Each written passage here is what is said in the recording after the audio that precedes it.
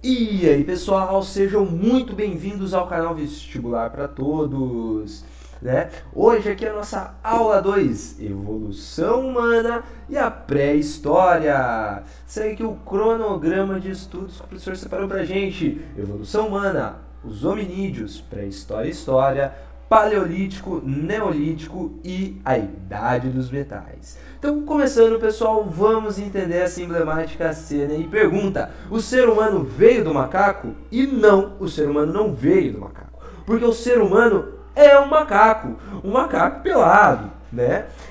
Aquela hashtag lá da Copa do Mundo, né?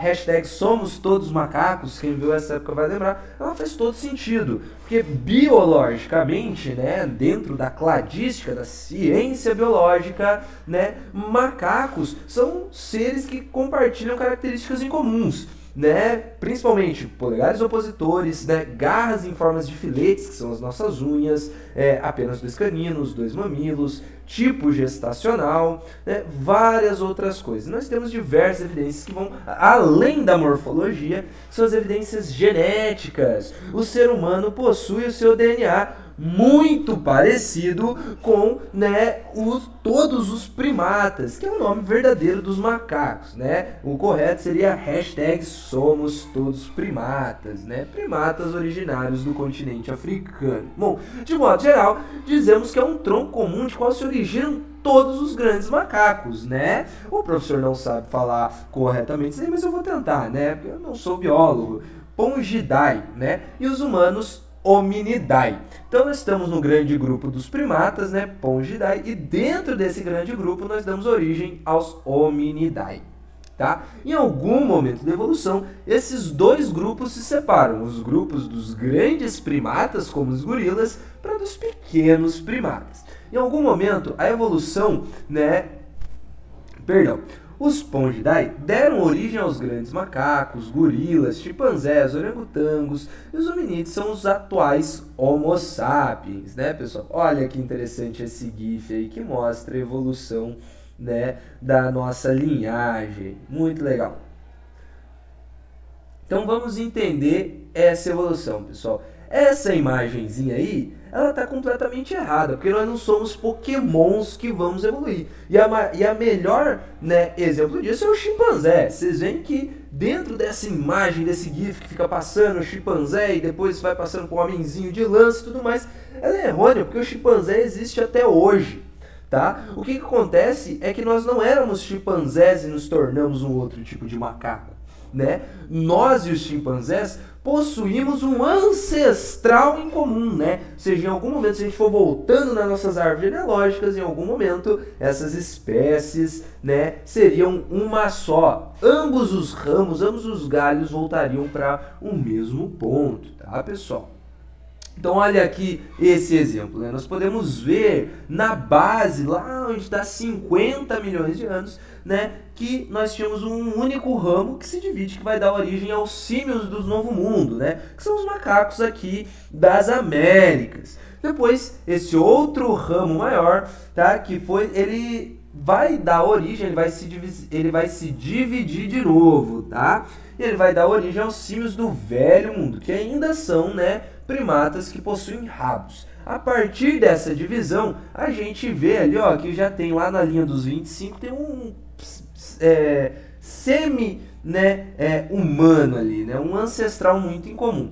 E aí a gente vai ver diversas divisões, a gente vê como que a evolução chega, né? Então, não é que a evolução, ou mais, que o ser humano é mais evoluído que os outros primatas. Isso não é verdade. O ser humano é tão evoluído quanto o chimpanzé ou quanto o saguizinho, porque eles estão vivos, eles se adaptaram ao meio e conseguiram não ser extintos. Ser evoluído significa isso, permanecer vivo, continuar deixando, né, descendentes, pessoal. Evolução é isso, né? Adquirir novos, né, características. Olha aí essa árvore, né? Olha aqui ó, o grupo que o professor tinha explicado. Lá em cima, no topo superior direito, né? Os pongíneos, né, pongídeos, né, que é aquele grupo que o senhor tinha falado, que inclui o orangotango, o gorila e o chimpanzé, né, e os macaquinhos menores, miadinhos e pelados, os hominídeos, tá, que é a nossa classe, digamos assim,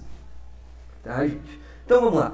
Todos os seres humanos, independente da sua origem ou aparência física, fazem parte de uma mesma espécie, tá, pessoal? Raça é só uma e nós somos a raça humana, tá? Para a ciência atual, surgiu na África há cerca de 70 mil anos e foi fruto de uma longa evolução. Vejam aqui a transição de novas características, tá? Importante afirmar que houve evolução não significa dizer que houve uma progressão linear, né? Antigo hominídeo até o homem atual. A gente viu lá o cladograma, né? Que é o nome daquela arvorinha genealógica que o professor acabou de mostrar, né? Que ela não é processual, não sai do menos evoluído e se transforma em algo mais complexo. Né? E o menos evoluído deixa de evoluir. Não, pessoal. Novas características vão surgindo e as espécies vão se diferenciando. Portanto, evolução, né, mudança, não significa progresso. Hoje sabe-se que muitas espécies surgiram, coexistiram e desapareceram. Os vestígios fósseis são a principal fonte para saber como viviam os nossos ancestrais. E os historiadores contam com a colaboração de outras ciências, né? Paleontologia e a arqueologia, pessoal. Olha que legal, hein? Mais uma, né, ilustração de várias outras espécies do gênero Homo. Isso mesmo, o ser humano não foi a única espécie de ser humano que viveu na Terra, tá? A gente tem o Australopithecus afriniensis, outra espécie de Australopithecus, né? Esse no caso é o africanus. A gente teve várias aqui, ó, o outro ali embaixo também tem o Australopithecus boisseis, o Homo habilis, que tinha grandes habilidades na mão, o Homo erectus, o Homo sapiens de Neandertais e o Homo sapiens sapiens, que é de fato a nossa espécie, pessoal. Todos daí são nossos parentes, tá? Ou seja, quando a gente fala parente, significa que eles são outras espécies de seres humanos muito próximos na árvore evolutiva. Tá? Olha que legal, pessoal, a comparação de crânios dos nossos ancestrais com o nosso crânio. Nós vemos modificações principalmente na mandíbula, né, nas maçãs do rosto, que eram maiores para ancoragem de músculo, e do crânio, que apesar de que hoje nós temos um cérebro mais evoluído e com mais glóbulos neurais, né, me perdoe se eu estiver falando errado, né, a palavra glóbulo, do que os nossos ancestrais, mas eles tinham um crânio mais avantajado. Características interessantes da gente perceber. Então vamos lá. Os antepassados dos seres humanos são chamados de hominídeos. E os mais antigos, né, os ardipithecus, né, viveu na África entre 4,5 e 5,5 milhões de anos, tá, gente? Mais tarde, por volta de 3,5 a 4 milhões de anos, os hominídeos pertencentes ao gênero Australopithecus, tá? E os fósseis desses hominídeos informam que eles andavam sobre dois pés e apresentavam uma postura ereta. Porém, a sua capacidade cerebral não ultrapassava, pessoal, 500 centímetros cúbicos, né? Ou seja, de área, massa. Não pesava mais aí, tá, gente, do que uma garrafinha de água de meio litro. Beleza, gente? Olha que interessante aqui, ó. O que seria o Australopithecus, a representação física do Homo habilis, do Homo erectus, do Homo sapiens sapiens, né, do Homo sapiens de Neandertal, tá? E do Homo sapiens sapiens. Óbvio, pessoal, que essas figuras são ilustrativas, mas possuem embasamento, tá, arqueológico, paleontólogo, tá, paleontológico, tá, feito por paleoartistas. Mais representações, tá, dos nossos antepassados. Bom, o Australopithecus vivia na África por volta de 4 milhões de anos. O Australopithecus não pertence ao gênero Homo, tá, gente? Ele é um ancestral. Ao olhar para ele, ele tem muitas características parecidas, mas não chega a ser, tá? Do gênero Homo, do nosso gênero. Ele andava sobre 2 pés, tinha corpo coberto de pelos e um cérebro muito pequeno. E supõe-se que comia essencialmente vegetais e gramíneas, raízes e sementes. Entretanto, algumas espécies também se alimentavam de lagartos, ovos e pequenos mamíferos, né? Bom, Homo habilis, o primeiro representante do gênero Homo, ou seja, ele está aí, né, no nosso gênero, ele está bem próximo da gente, viu? Aproximadamente 2,5 milhões de anos na África também, e foi o primeiro a produzir ferramentas a partir de pedras, e daí que vem seu nome, né, o homem habilidoso. E também acredita-se que ele já caçava pequenos animais, consolidando a carne como parte fundamental da sua dieta. Tá, gente? Então é a partir daí que agora nós vamos desenvolver caninos, né? Presas essencialmente boas para cortar carne. E ferramentas de pedra lascada. O professor não podia esquecer dessa.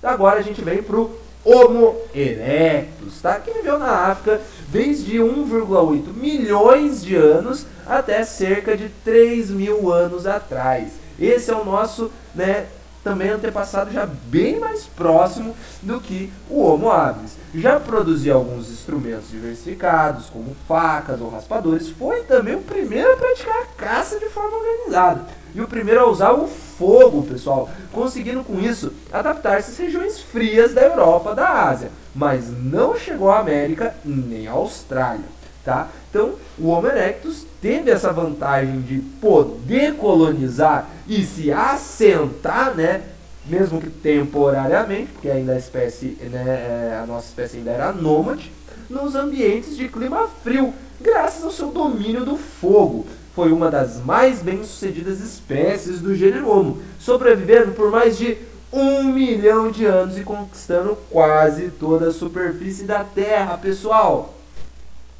Bom, as principais subespécies, tá? Do Homo erectus, como o Homo de Java, Homo erectus pequiniense, conhecido como o homem de Pequim, né? Ali na Ásia, o Homo erectus latiniense, conhecido como o homem de Latina, né? Que vai ser ali ocupando aquela região da Europa, tá, pessoal? Que também, né, tem esse nome derivado dessa região que depois vai difundir as línguas latinas. Aí a comparação, tá? Homo de Neanderthalis, que aí vem uma questão polêmica, mas o professor já explica. Viveu há entre 500 mil e 35 mil anos atrás. Coexistiu com o Homo sapiens, não apenas coexistiu, porque hoje, né, depois de diversos, né, experimentos envolvendo DNA, a paleontologia consegue comprovar, tá, que houve uma fusão, uma especiação entre o Homo de Neanderthals e o Homo sapiens sapiens. Hoje nós possuímos tanto DNA Neandertal quanto de Homo sapiens. Essas espécies eram tão próximas, tá, que elas podiam cruzar entre si e ainda criar descendentes férteis. Portanto, né, ocorreu um processo de hibridização. A nossa espécie atual é principalmente híbrida entre esses dois espécies do gênero Homo, tá? Nós somos fruto dos Neandertais. Então, durante muitos anos, a ciência acreditou que eles tinham sido extintos, principalmente pela competição, né, com o Homo sapiens. Mas hoje isso foi desmistificado. Quem quiser, né, dá uma pesquisada lá na Science, no YouTube também a gente vai ver vários artigos mostrando esse processo, né, de fusão dessas duas espécies. Muitos de seus restos foram encontrados em cavernas, daí a expressão homens das cavernas. Surgiu numa região frio na era glacial, habitando várias regiões do mundo. Praticava a caça e a coleta em grupos de 20 a 30 pessoas e apresentava certas características como os seres humanos atuais. Não certas, são os seres humanos atuais, né? São nossos ancestrais também. E desenvolveu uma série de instrumentos de pedra, como facas, raspadores e pontas de lança, cuja construção exigia um perfeito controle das mãos. Foi provavelmente o primeiro a ter ter o hábito de enterrar os mortos. Sabia se comunicar vocalmente e cuidava dos seus feridos, ou seja, mostra uma alta capacidade social, pessoal. E agora sim, né, nós, finalmente nós, os seres humanos atuais, viventes, os Homo sapiens sapiens, a espécie da qual fazemos parte, teriam surgido por volta de 190 mil anos atrás na África, depois se espalhando por todos os continentes. E os fósseis mais antigos têm cerca de 40 mil anos. Desenvolveu a consciência reflexiva da linguagem falada e escrita, da técnica e da capacidade de expressão artística e do senso de moralidade ética. Né? Ser ou não ser, eis a questão. Homo sapiens sapiens, o homem pensante que pensa. Tá? E agora sim, nós finalmente entramos na pré-história. Então vamos entender uma coisa, pessoal. Tá? Foram os historiadores lá do século XIX que dividiram a caminhada da humanidade em dois períodos, pré-história e história. Segundo eles, tá, a pré-história começaria com o surgimento do gênero Homo e acabaria com a invenção da escrita, ocorrida por mais ou menos 4.000 a.C. Já a história se estenderia pelos aparecimentos da escrita até os dias atuais. Olha só aí, pessoal, a fotinha da escrita cuneiforme lá da Babilônia Antiga. Essa periodização considera a sociedade sem escrita, agrafas, né, como sociedade sem história, e os criadores dessa periodização consideram as fontes escritas muito mais importantes que outras. Tá, pessoal? São historiadores lá do passado que não levavam em conta diversos outros tipos de fonte, como, por exemplo, as fontes físicas, né? As fontes estudadas pelos paleontólogos, pelos arqueólogos, e que são, sim, hoje, atualmente, consideradas fontes de estudo histórico, tá? Apesar da nomenclatura que ficou. Beleza, pessoal?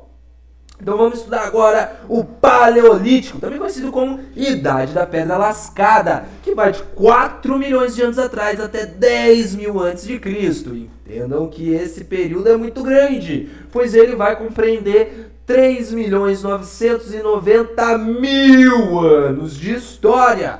Tá, pessoal? E é a época em que os seres humanos viviam em pequenos grupos de caçadores, pescadores, coletadores e nômades. Tá? Perdão, pessoal, o professor pronunciou um erro errado, é coletores, não coletadores. Bom, com a evolução, tinha uma linguagem articulada, instrumentos, ferramentas rudimentares, feitos de galhos, de árvores, de ossos e, principalmente, né, ao que dá nome ao Paleolítico, pedras lascadas. Tá, pessoal? Olha aí, apesar de parecer pequenos pedriscos, sim, são ferramentas feitas pelos homens lascadas, né? Intencionalmente para serem facas, enxadas e qualquer outra coisa que fosse necessário. Não existia família, né, como nós conhecemos hoje, mas sim relações tribais, poligâmicas, com grande destaque para o papel da mulher. Como o professor explicou, né, lá na aula 1, para quem pôde participar, tá? De que essas sociedades elas eram matriarcais, matrística. A mulher tinha uma figura divina, ela era a geradora da vida. E o homem, né, não tinha participação, não tinha ciência de que participava na produção da vida, tá, gente? A sobrevivência do grupo dependia também do seu crescimento. Daí a importância da fertilidade feminina e da sua relação religiosa, tá, pessoal? O papel da mulher nas sociedades primitivas, tá? Essa escultura aí, pessoal, ela é uma representação de uma mulher fértil, né? De uma mulher de ancas largas, seios grandes e de uma barriga protuberante. E aí, a título de curiosidade, ela é bem pequenininha, ela deve ter de 5 a 10 centímetros. O professor não lembra ao certo, tá? A caça era uma atividade masculina e foi feita por muito tempo o principal meio de subsistência da comunidade. Essa prática masculina era ocasional. E a coleta de frutos e raízes, né, que era uma prática feminina, era de forma bem mais regular e intensa, tá? Na comunidade primitiva, vivia-se em coletividade, sendo moradias coletivas, né? Todas as mulheres da aldeia trabalhavam juntas, conversando e comparando o seu trabalho, chegando a ajudar-se mutuamente. Pessoal, como que a gente sabe disso? Pinturas rupestres, tá, gente? Desde que o ser humano é ser humano, ele tenta produzir arte e se expressar e registrar. As pinturas rupestres podem não ser escritas, mas são sim uma forma de registro histórico.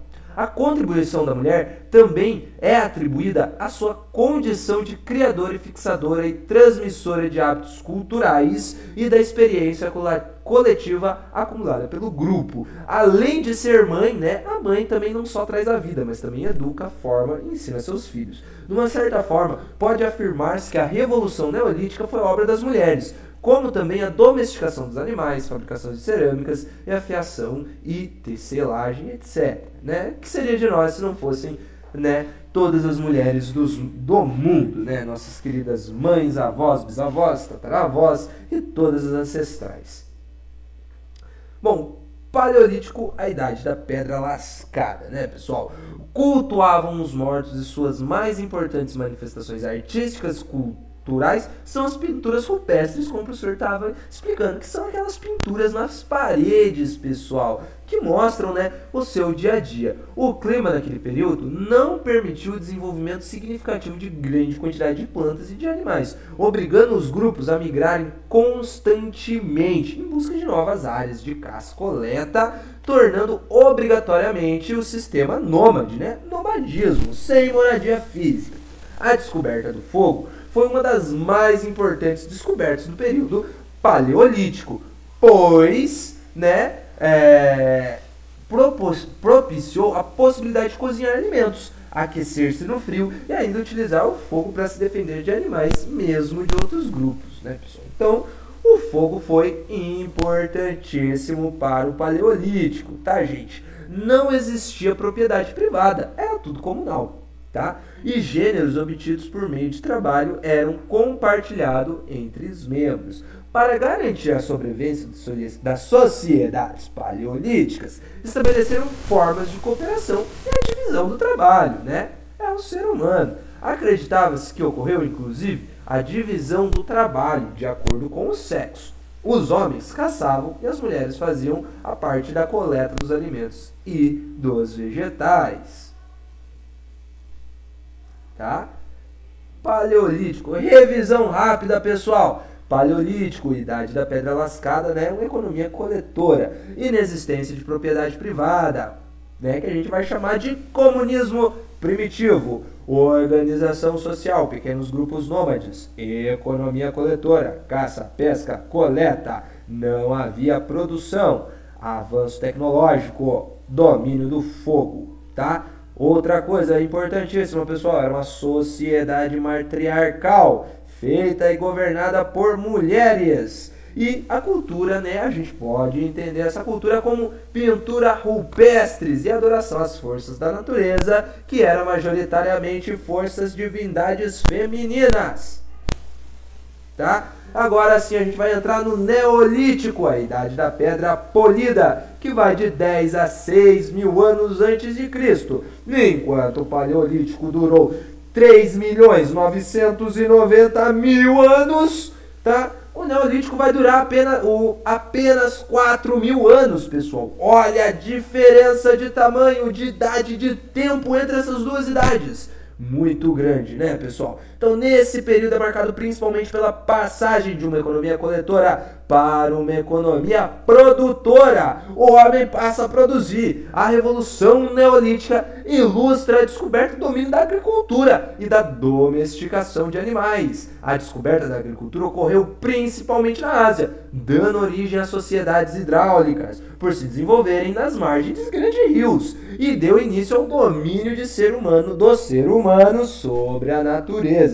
A agricultura obrigou os seres humanos a permanecerem mais tempo em determinado local. Dessa forma, o homem passou do nomadismo para o sedentarismo, ou seja, né, criou raiz, literalmente raízes na terra que viraram plantinhas. Olha só que vertigem. Então vamos lá, pessoal. Revolução Neolítica não foi concomitante, ocorreu em tempos distintos e em locais distintos. Concomitante significa que acontece ao mesmo tempo e no mesmo lugar.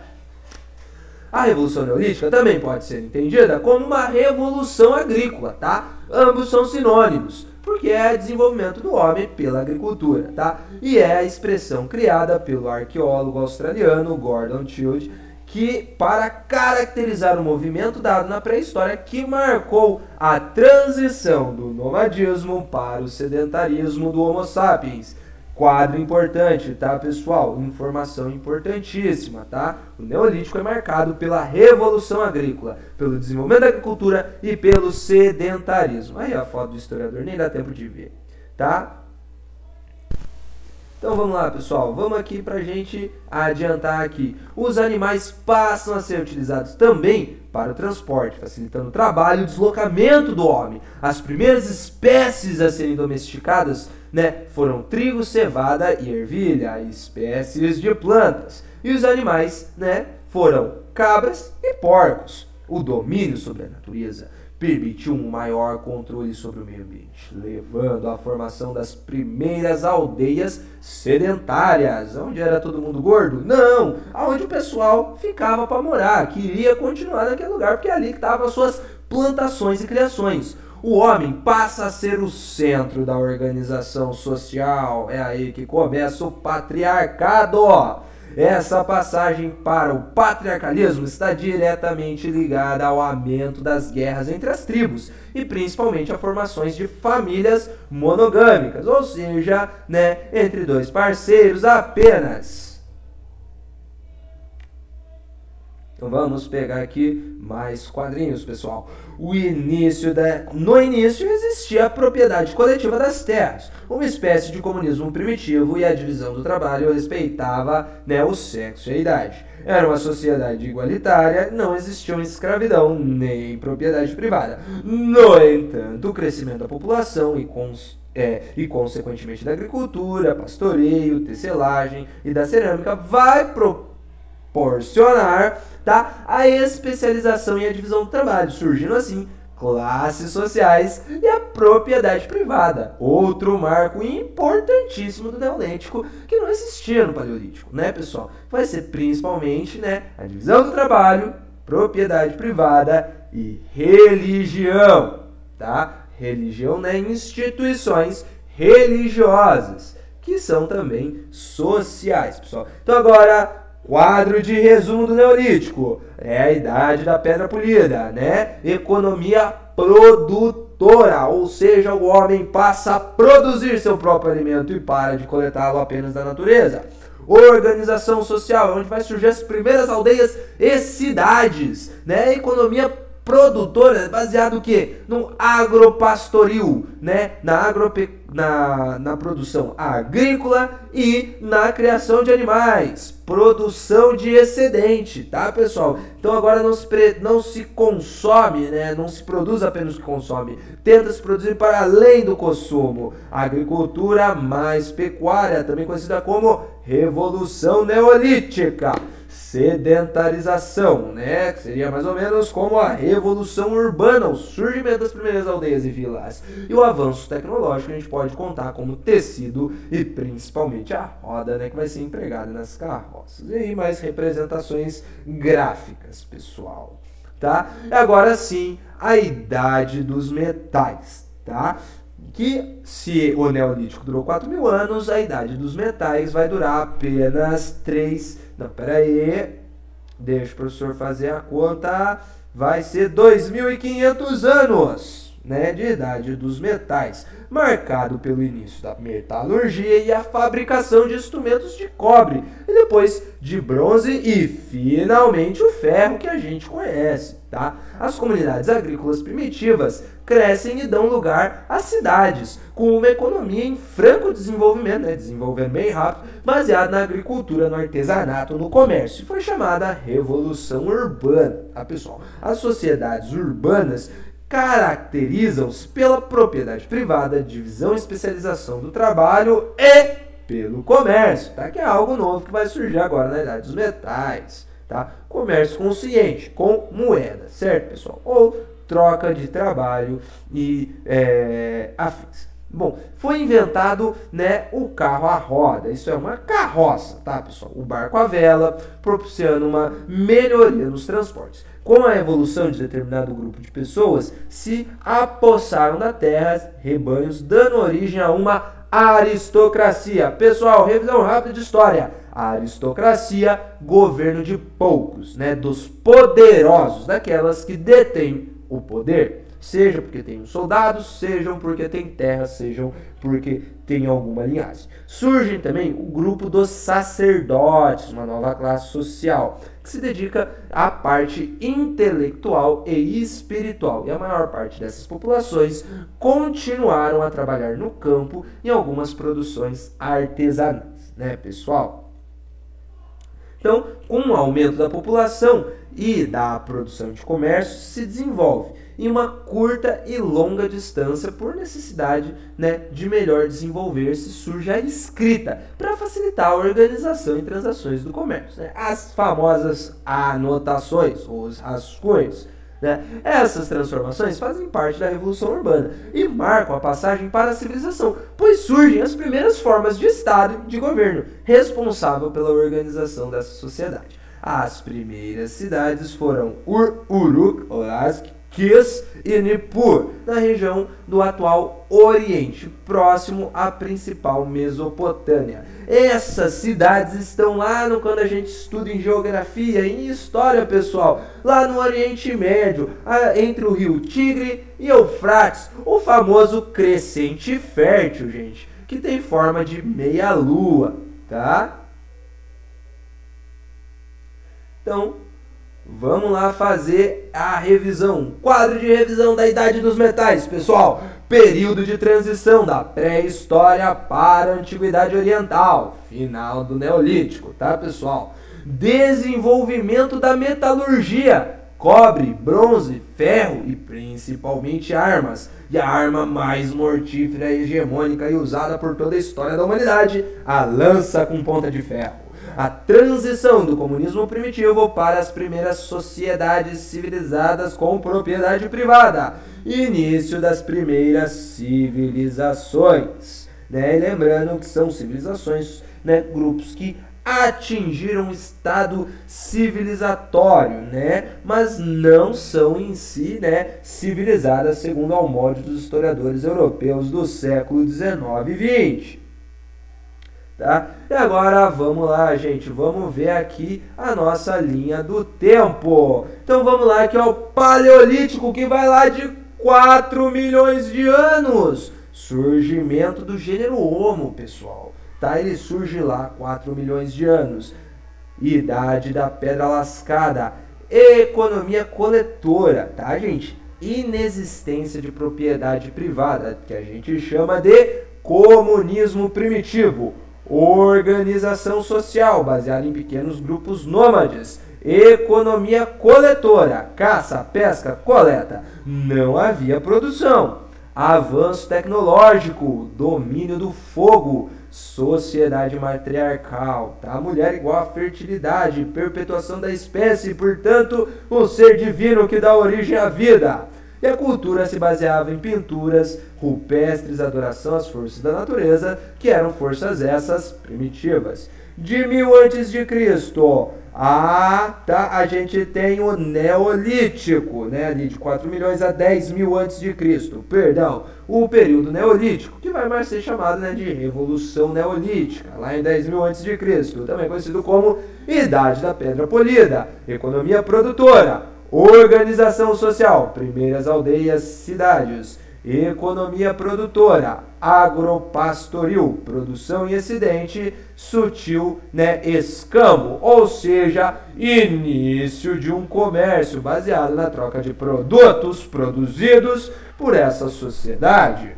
tá? Agricultura mais pecuária, ou seja, Revolução Neolítica, que também vai dar origem ao sedentarismo, que é a mesma coisa que Revolução Urbana, o surgimento das primeiras aldeias e vilas. E também não podemos destacar o avanço tecnológico, né? Tecidos e rodas. E lá, né, no finalzinho, a 5 mil a.C., a gente tem a Revolução Urbana, que é o finalzinho lá, a sedentarização, que ocorre no final do período Neolítico. A gente vai ter a Idade dos Metais, que é o período de transição da pré-história, né, para a Antiguidade Oriental, né, final do Neolítico, o que é o desenvolvimento da metalurgia, a capacidade de utilizar cobre, bronze, ferro, produção de armas, e a transição do comunismo primitivo para as primeiras civilizações que possuíam, tá, propriedade privada, pessoal. Então essa daqui são as Foquem nesse quadro, porque aqui tem todo esse quadro produzido pelo professor Marcos Dantas, tá? Max Dantas, perdão, Max.